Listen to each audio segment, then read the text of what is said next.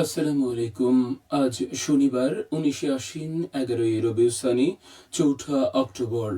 বাংলাদেশ বেতার, সিলেট। সংবাদ পড়ছি মোহাম্মদ খলিলুর রহমান। বিশ্ব প্রাণী দিবস আজ। বিশ্ব প্রাণী দিবস বিশ্বের সমুদয় প্রাণীকুলের অধিকার এবং কল্যাণের জন্য পালন করা একটি আন্তর্জাতিক দিবস, যা প্রতি বছর অক্টোবর মাসের 4 তারিখে প্রাণীদের সন্ত এসিসের ফ্রান্সিসের ভোজ উৎসবের সাথে সঙ্গতি রেখে পালন করা হয়। দিবসের মূল লক্ষ্য হচ্ছে পৃথিবীর প্রতিটি প্রান্তে প্রাণীদের কল্যাণের মাধ্যমে এদের অবস্থার উন্নতি করা। বিশ্ব প্রাণী দিবস উদযাপনের মাধ্যমে প্রাণী কল্যাণে আন্দোলনকে একত্রিত করা, একে আন্তর্জাতিকভাবে জোরদার করে পৃথিবীকে প্রতিটি জীবের জন্য উন্নততর বাসস্থান হিসেবে গড়ে তোলা। জাতি, ধর্ম, বিশ্বাস বা রাজনৈতিক মতাদর্শ নির্বিশেষে দিবসটিকে বিভিন্ন দেশে বিভিন্নভাবে পালন করা হয়। অধিক জনসচেতনতা এবং শিক্ষার মাধ্যমে বিশ্বকে গড়ে তুলি, যেখানে প্রাণীদের সংবেদনশীল প্রজাতি হিসেবে গণ্য করা হয় এবং তাদের কল্যাণে প্রাপ্য মনোযোগ দেয়া যায়। 2027 সালের দাখিল শিক্ষার্থীদের রেজিস্ট্রেশন কার্যক্রম আগামীকাল 5 অক্টোবর শুরু হবে, চলবে 20 অক্টোবর পর্যন্ত। তবে নির্ধারিত সময়ের পর বিলম্ব ফি দিয়ে 30 অক্টোবর পর্যন্ত রেজিস্ট্রেশনের সুযোগ থাকবে। শিক্ষা বোর্ডের বিজ্ঞপ্তি অনুযায়ী 2025 সালের 1 জানুয়ারি তারিখে যেসব শিক্ষার্থীর বয়স কমপক্ষে 14 বছর এবং সর্বোচ্চ 20 বছর, তারা নবম শ্রেণীতে রেজিস্ট্রেশন করতে পারবে। তবে বিশেষ চাহিদা সম্পন্ন শিক্ষার্থীদের ক্ষেত্রে বয়সসীমা সর্বোচ্চ 25 বছর পর্যন্ত নির্ধারণ করা হয়েছে।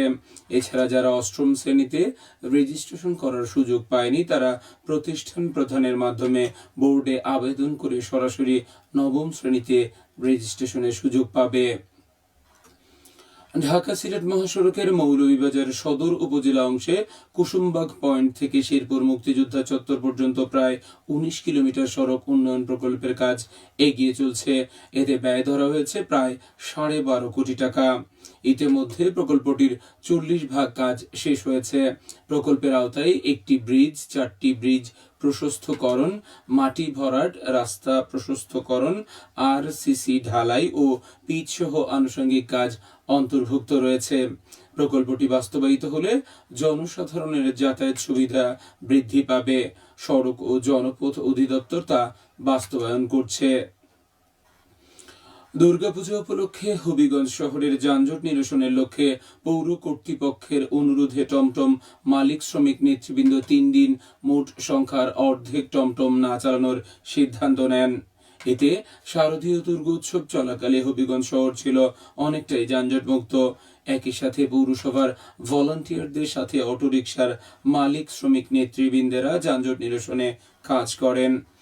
পৌরসভার নেতৃত্বে কয়েকটি টিম শহরের বিভিন্ন পয়েন্টে নিবিড় মনিটরিং করেন।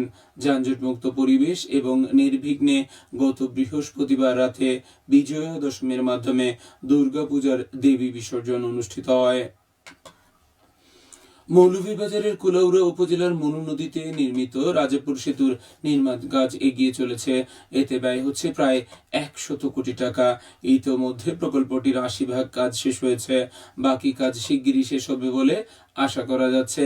প্রকল্পটি বাস্তবায়ন হলে জেলার 3টি উপজেলার সাথে যোগাযোগ স্থাপন সহ ব্যবসা বাণিজ্যের প্রসার ঘটবে ও জনপথ ও সড়কের এটি বাস্তবায়ন করছে। মৌসুমী বায়ুর কারণে দেশের বিভিন্ন অঞ্চলের মধ্যে সিলেটে আগামী 5 দিন পর্যন্ত বজ্রসহ ভারী বৃষ্টি হতে পারে বলে জানিয়েছে আবহাওয়া অধিদপ্তর। আগামী 120 ঘন্টার আবহাওয়ার পূর্বাভাসে বলা হয়েছে, দেশের বিভিন্ন অঞ্চলে বৃষ্টি ও বজ্রসহ বৃষ্টি অব্যাহত থাকতে পারে। এর মধ্যে শনিবার, সোমবার ও মঙ্গলবার সিলেট বিভাগের অনেক জায়গায় দমকা হাওয়া সহ হালকা থেকে মাঝারি বৃষ্টির সম্ভাবনা রয়েছে। কোথাও কোথাও ভারী বৃষ্টিও হতে পারে। এছাড়া দিন ও রাতের তাপমাত্রা সামান্য বাড়তে পারে। এবারে শুনুন কৃষি সংবাদ। মৌলভীবাজারের শ্রীমঙ্গল উপজেলার সাইটুলা গ্রামের কলেজ ছাত্র তরুণ কৃষি উদ্যোক্তা উজ্জ্বল কর্মী দেখিয়ে দিচ্ছেন শ্রম ও ইচ্ছাশক্তির বিনিময়ে কৃষিকাজে সফলতা লাভ করা সম্ভব। শ্রীমঙ্গল সরকারি কলেজের অনার্স তৃতীয় বর্ষের এই শিক্ষার্থী পড়াশোনার পাশাপাশি কৃষিকাজকে নিজের অন্যতম কাজ হিসেবে বেছে নিয়েছেন। প্রায় 4 মাস আগে মাত্র 5,000 টাকা পুঁজি নিয়ে তিনি তার পরিবারের নিজস্ব 12 শতক জমিতে লাউ, ডাঁটা, বরবটি, চাল কুমড়া, করলা, লাল শাক সহ বিভিন্ন মৌসুমী সবজি চাষ শুরু করেন। এই জমি প্রস্তুত করা থেকে শুরু করে লাউ ক্ষেতের মাচা বাঁধা, নিয়মিত পরিচর্যা ও দেখভাল সবকিছুই তিনি নিজেই করেন। প্রাকৃতিক উপায়ে পোকামাকড় দমন ও জৈব সার ব্যবহারের মাধ্যমে তিনি জমির উর্বরতা বৃদ্ধি করেছেন। গত আগস্ট মাসের প্রথম ভাগে তার ক্ষেতে সবুজ সতেজ লাউ ধরতে শুরু করে। বর্তমানে তার মাচায় প্রায় 70টি লাউ ঝুলে আছে। ইতোমধ্যে 3 দফায় প্রায় 45,000 টাকার লাউ তিনি বিক্রি করেছেন। বর্তমানে আরো লাউ বিক্রির অপেক্ষায় রয়েছে। আবহাওয়া অনুকূলে থাকলে ডিসেম্বর পর্যন্ত লাউ বিক্রি করা যাবে। এছাড়া অন্যান্য সবজি বিক্রি করেও তিনি প্রায় আরো 21,000 টাকা আয় করেছেন। শিক্ষার পাশাপাশি কৃষিকে পেশা হিসেবে গ্রহণের উদ্যোগ আগামী দিনের তরুণদেরও অনুপ্রাণিত করবে বলে ধারণা স্থানীয়দের। সবশেষে আবহাওয়া আজ বেলা 1টা পর্যন্ত পূর্বাভাসে বলা হয়েছে সিলেট ও পার্শ্ববর্তী এলাকায় দক্ষিণ দক্ষিণ পূর্ব দিক থেকে অস্থায়ীভাবে ঘন্টায় সর্বোচ্চ 60 কিলোমিটার বেগে ঝড়ো হাওয়া বয়ে যেতে পারে। সেই সঙ্গে হতে পারে বৃষ্টি অথবা বজ্রসহ বৃষ্টিপাত।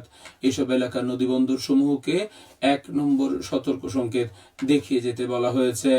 আজ সিলেটে সূর্য উদয় হয়েছে 5টা বেজে 46 এবং সূর্য অস্ত যাবে সন্ধে 5টা বেজে 37। সংবাদ শেষ হলো। পরবর্তী স্থানীয় সংবাদ প্রচারিত হবে দুপুর 1টা বেজে 5।